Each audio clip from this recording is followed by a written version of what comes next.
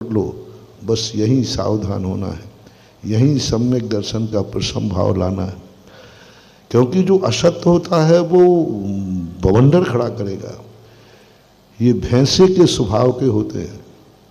जैसे भैंसा होता है, पानी पी लेता है और बाद में उसको गंदा कर देता है, लेकिन वो ये भूल जाता है। अभी रास्ते में एक स्थान पर पड़ा था कि एक मेंढक एक चुल्लू भर के पानी को गंदा कर देता है तो सोचता है मैं सागर को भी गंदा कर दूंगा, समुद्र को गंदा कर दूंगा। क्योंकि उसने एक चुल्लू भर पानी भरा था तो मेंढक उसमें उछला, वो गंदा हो गया। तो अब उसका हौसला बढ़ गया कि हमने एक चुल्लू भर पानी जो अच्छा था उसको मैंने गंदा कर दिया, तो फिर वो हौसला बढ़ाता है मैं अब समुद्र को भी गंदा कर सकता हूँ। बस ये है प्रसम भाव के सूत्र पर जानने का कि वो व्यक्ति जो मेंढक है चुल्लू भर पानी को गंदा करने के बाद समुद्र को गंदा करने का प्रयास कर रहा है।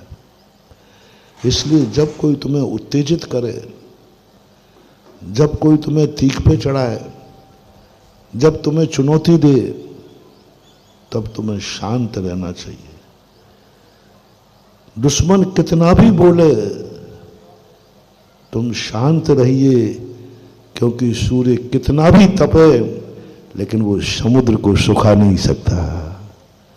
कितनी भी तपन पड़ जाए, लोग कहें कि देखो दुश्मन कितना उत्तेजित हो रहा है, दुश्मन ये कर देगा, ये कर डालेगा, देखो वो कैसी कैसी चुनौती दे रहा है, बिल्कुल आग बरस रहा है। बिल्कुल मत घबराइए। यदि तुम्हारे पास सत्य है, धर्म है, तुम्हारा पक्ष धर्म का है, तो सामने वाला कितना भी बोले, कितना भी चुनौती दे, तुम शांत रहिए।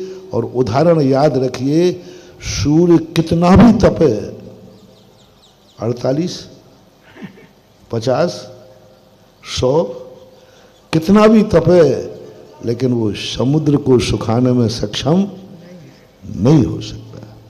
बस ऐसा अपने अंदर जाना। सम्यक दृष्टि यही सोचता है।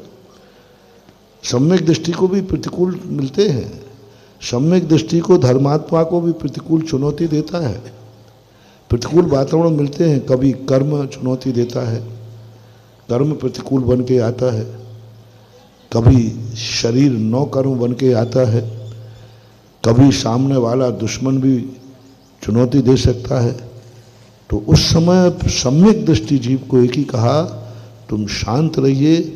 तो वो तो बहुत उबल रहा है, कितनी तपने दो, तुम समुद्र हो, तुम्हारा वो कुछ नहीं बिगाड़ पाएगा। इसलिए प्रसम भाव के लिए 2 सूत्र दिए आज हमने।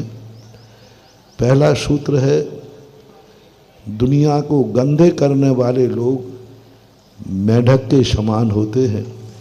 ये चुल्लू भर गंदा करने के बाद समुद्र को गंदा करने का दुस्साहस करते हैं। दूसरा दिया, ये कितना भी उबलें, कितना भी तपें, लेकिन इस समुद्र को नहीं सुखा सकते, तुम्हारा कुछ भी नहीं बिगाड़ सकते, क्योंकि तुम एक सागर का रूप धारण करो, तुम एक सम्यक दर्शन का रूप धारण करो, तुम गुणों के भंडार बन जाओ। फिर तपने दो सारी दुनिया को, तपने दो सूरज को, तुम्हारा कुछ नहीं बिगड़ेगा। ऐसा माना।